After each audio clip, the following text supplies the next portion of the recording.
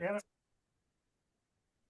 pledge allegiance to the flag of the United States of America and to the republic for which it stands, one nation under God, indivisible, with liberty and justice for all. What? Everybody say nation under God. Yeah.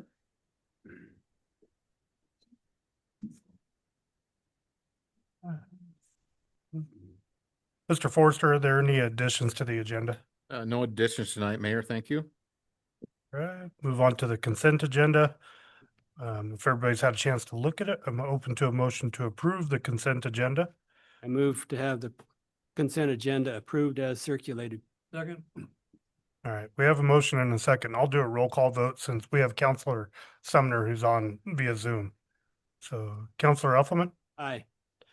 Counselor Bremer, Aye. Counselor Howard, Aye. Counselor Smith, Aye. Counselor Hutchison, Aye. Counselor Sumner, Aye.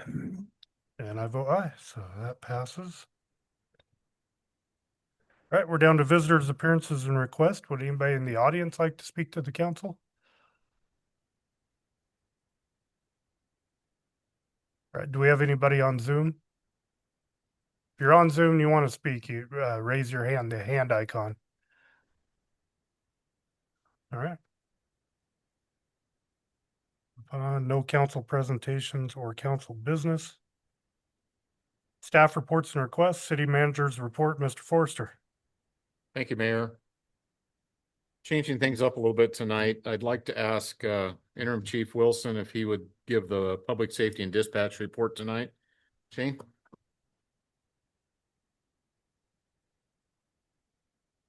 Good evening, Council. Mayor. For the record, Shane Wilson, Interim Chief, Prineville Police Department.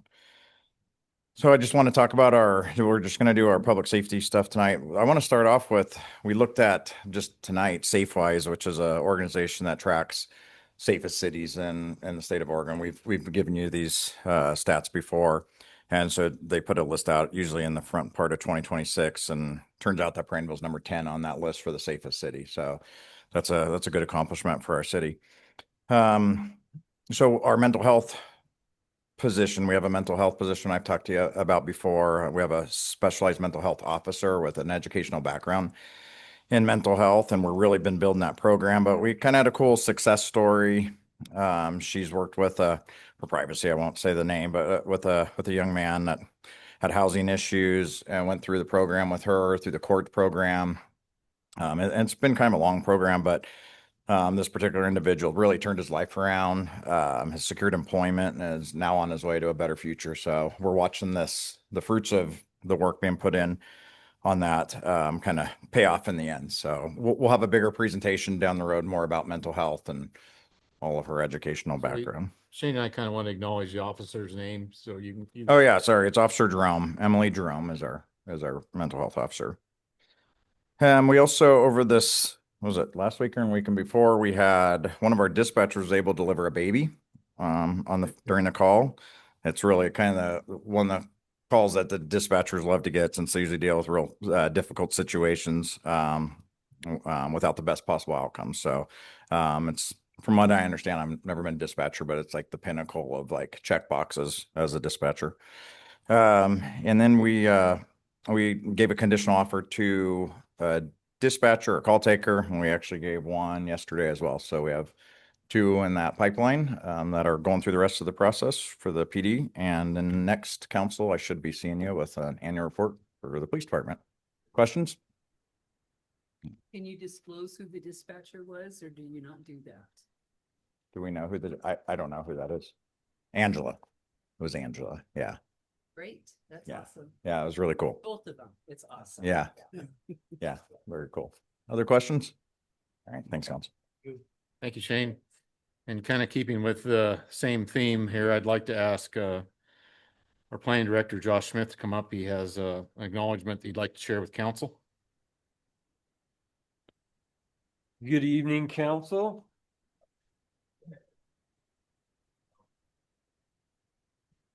So I had the privilege of being selected to go to the American Council of Engineer Companies kind of awards banquet. This is an awards banquet where the engineers across the country submit their projects for recognition.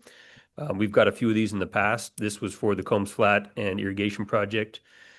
Dow Engineering submitted this and ended up being one of the finalists. That's the honorary plaque. It shows both the city and the irrigation district on it. Great little banquet, a lot of good projects in there. I think ours is probably one of the most significant in that group, especially for the size of our community.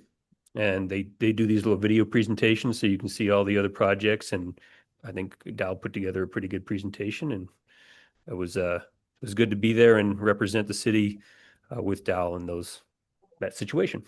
So, you guys have any questions? I'll let them pass it around. But I think we've done that on a few other projects. But yeah, to be in category of some of those engineering projects that were very significant, it was, I think, good for the city. Kudos for us and irrigation district for putting that together. Good job. Thank you, Josh.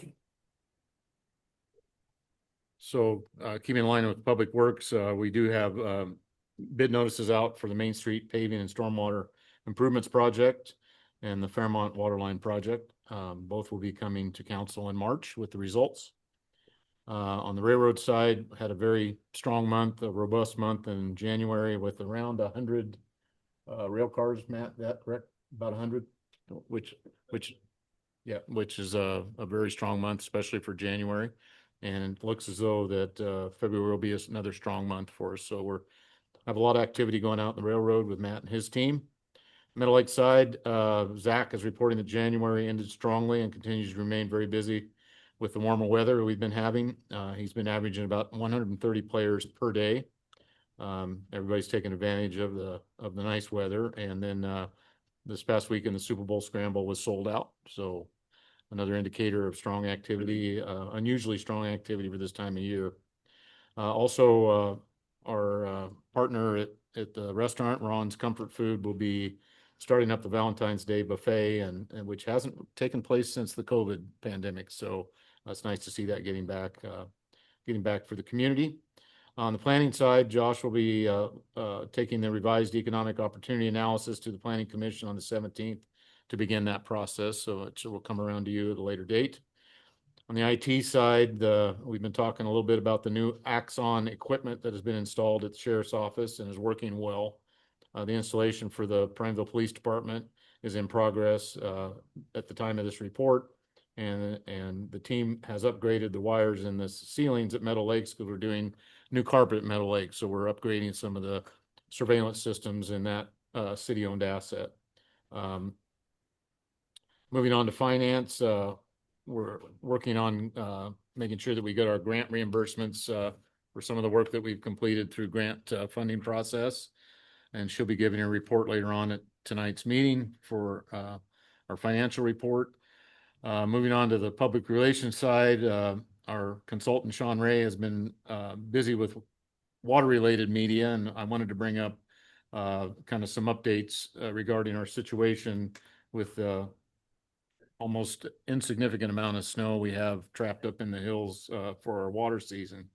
So she did have the opportunity to speak to the state water master and was told, since they've been tracking the snowpack for the past 100 years, this is the lowest snowpack they've seen.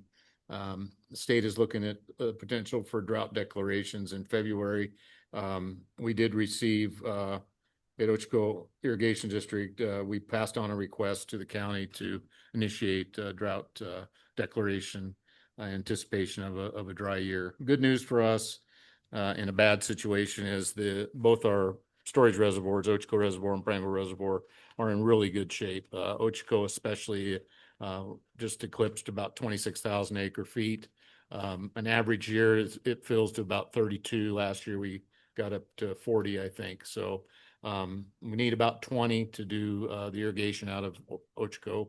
So we're in reasonably good shape there. There's about 86,000 acre feet in Prineville Reservoir. We need about 70 to meet irrigation requirements. And we have to work with the agencies on stream flow releases for fish and wildlife habitat. So if something doesn't happen to get that up around 105, 110, it could impact our water year on the agricultural side of things, but hopefully we'll get some weather between now and irrigation season. On Caroline's World of Economic Development and Strategic Work, we unbelievably so have gotten another grant for called the Community Paths Program. This is a $2.7 million grant. Will be used for an off-street path on Lynn Boulevard and for intersection improvements at the Lynn Boulevard and Combs Flat intersection. So that's some good news. That's a dangerous intersection with high school kids and the market there and traffic from Juniper Canyon and for the hospital and such. So that's some good news and good work by Caroline to get that done. Just some other notes to wrap things up tonight. We spoke with Doug Riggs this past Wednesday. We also, Steve Uffelman and I attended the Central Oregon Cities Organization, and the potential for suspension of the 50-30-20 allocation of gas tax distribution to cities and counties is dead for this legislative session. So I know, Scott, you're super passionate about that, and they got enough pushback. Our legislators got enough pushback that that got dropped. So we will not be needing that letter that from council after all. So that wraps up my report tonight. Is there any questions anybody has of me? I've got one about the Lynn Boulevard, the path. Will that be from the school to Lynn and, or is that going to? You know, try to go I the don't know. entire- Does somebody know? Josh, do you have that laid out? Yeah, so it looks like it'll be from Fairgrounds down to Lynn, and then the crossing, it was in our TSP where we would actually cross north and then east-west to get over to R&R, because you can't cross on the south side. There's too much going on the other side. But that's kind of the project, to get that high school crowd safely down. We're still the right of way on Lynn the original project was for both sides all the way down from Maine. That would have been like a $9 million project or something. So we had to pare it down for right of way purposes just to get something done. But this will be a good section, and then it'll lead into a potential project to connect into the trail that goes north through the hospital. Thank you. Okay. I know those, the owners of R&R Grocery have talked to me quite a few times now about that intersection. I think that'll make them pretty happy. Yeah. So, Good. Well, and I think congratulations to Caroline too for getting that grant, because there's not that many out there these days. Yep. So thank you. Yeah. Any more questions? Thank you. thank you. Quarterly financial report, Lori Hooper Antrim.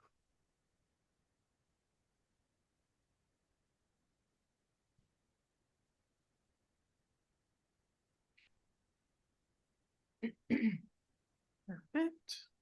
Good evening, Council. Lori Hooper Antrim, Finance Director for the record, and I am here to give you your quarterly financial report. As of the end of December, the combined fund balances for all city funds is roughly $31.4 million, which is increasing $2.4 million through the quarter. Funds that had a positive impact to the fund balance during the second quarter included the general fund with increases in electrical franchise fees and most of the property tax collection taking place in November. The transportation and water fund increase is largely associated with the timing in which revenues are received and capital projects are completed. In both the water SDC and wastewater SDC funds, the increases can be attributed to budgeted capital expenditures that are being reimbursed through a grant and a contract with Facebook. In the wastewater fund, the increase can be attributed to the timing in which debt is paid and the revenue associated with the waste disposal contract with Crook County. Funds making a significant negative impact on the fund balance were the Public Works Support Service Fund, decreasing approximately 58% due to the timing in which revenues are received and capital equipment is purchased.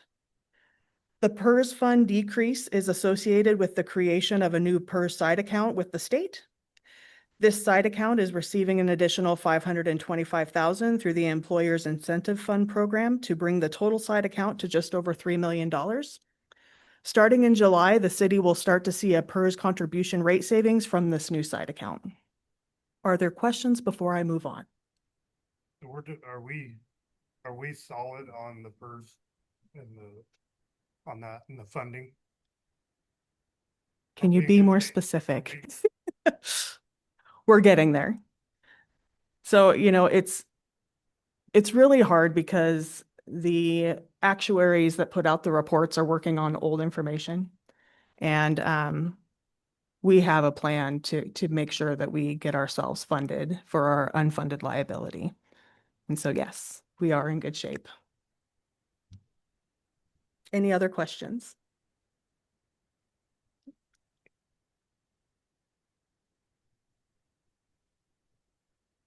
General fund revenues are roughly 64% of the FY 26 budget, or $9 million. Property tax is roughly 101% of the budget, and overall franchise fees are roughly 52%. Police expenditures were 53% of the budget, with the execution of the new Axon body camera contract in the second quarter. In non-departmental, the budget is tracking at 42% through the second quarter, and overall general fund expenditures were 30% of the annual budget, and the fund balance increased $2 million, bringing the fund balance to $12.6 million. Current property taxes are up roughly $191,000, coming in roughly $3 million, with delinquent property tax collection coming in at $54,000, which is up $1,000 compared to the prior year. Overall franchise fee collection increased over the prior year.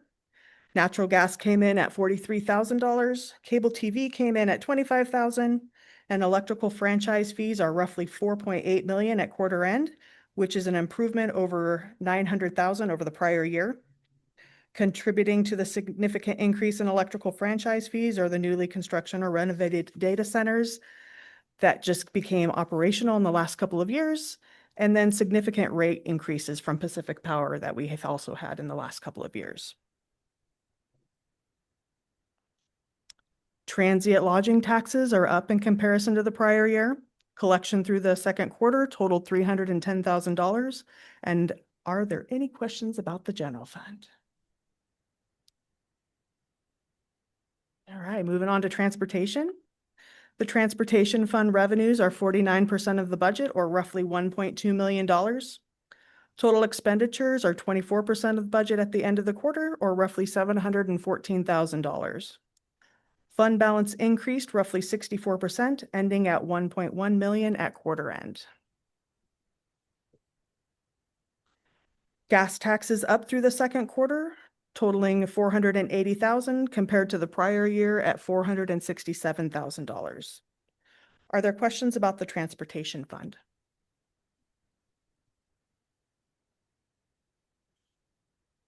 For SDC collection, transportation SDC revenue is at $238,000, which is down roughly $361,000 in comparison to last year. Water SDCs are at roughly $168,000 compared to $251,000 in the prior year. And wastewater SDCs are roughly $150,000 compared to $120,000 in the prior year. There were 6 residential and 2 commercial starts paying SDC during the quarter, and a multi-family development entered into an SDC deferral agreement in the quarter. Are there questions about the SDC funds? Moving on to the railroad fund. Railroad revenue is at 20% of the annual budget through the second quarter, totaling roughly $659,000. Railroad charges for services through the quarter were $196,000. Freight depot charges for services totaled roughly $322,000. And as of the end of the second quarter, the Chrissy grant had not been obligated, and the EV grant had no expenses, which is why there are no intergovernmental revenues. Total expenditures are at 16% at quarter end. Materials and services are tracking at 64% of the annual budget, largely due to expenses like annual insurance coming due in the first half of the fiscal year. Fund balance decreased roughly $29,000 through the quarter end. This slide shows operating revenue by type compared to the last 4 years. Freight is up in comparison to the prior year, with the new barley commodity making up 31% of the haulage so far this fiscal year. I also wanted to mention that rail cars were up by roughly 100 cars in calendar year 2025 in comparison to calendar year 2024. Storage and switching revenues are down. Railroad revenue is up by freight depot revenue is up by $64,000, and miscellaneous revenue is also up in comparison to the previous year at quarter end. The profit and loss statement show a total profit for operations in the second quarter at approximately $91,000, with profits in all 3 months of the quarter bringing the year-to-date profit to $150,000. The most profitable month was November due to miscellaneous revenue being received for the sale of tax credits and an insurance claim reimbursement. Are there questions about the railroad?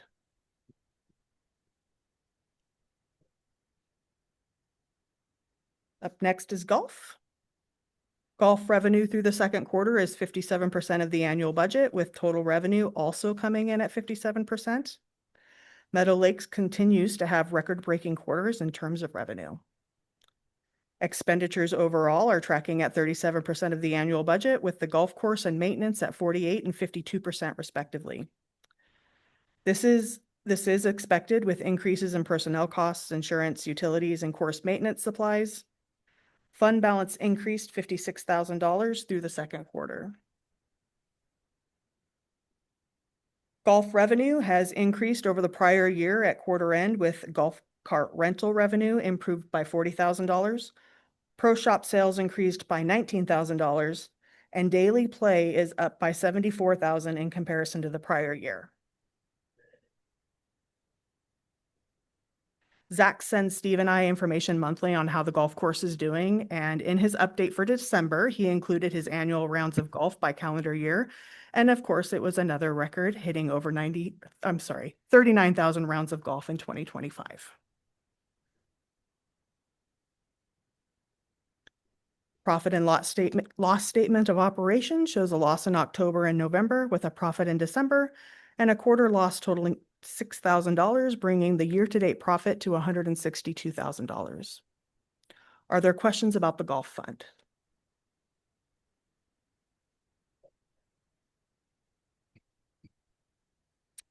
With the completion of the audited financial statements, it was time to report on the general fund's reserves. As you can see in the Q2 finance report, the FY26 general fund beginning fund balance is $10.6 million. Making up that balance is $2.8 million for the 20% reserves, emergency reserves, and then there's $2.1 million for the 9-month working capital reserve. The rest goes towards the 3 priority categories that are outlined in our financial policy, which equates to $5.5 million to be allocated as outlined on this slide with the pie chart. For accuracy, we waited for the audited numbers to know what the allocation was going to be, and it ended up being roughly $1 million more than the budgeted fund balance. We have 2 budgeted expenditures for the Chrissy grant match for the $400,000 and then the vacuum truck for $600,000 that are both associated with infrastructure and still need the funding finalized. They are currently budgeted to be financed, with internal financing being an option which looks most appealing, and more appealing than traditional financing right now due to interest rates volatility, fees, and potential loan covenants. I would like to talk about the option of using some of these reserves to fund these items at the next council meeting. Are there any questions about the general fund reserves? Are there any questions in general? All right, thank you. That was your finance report.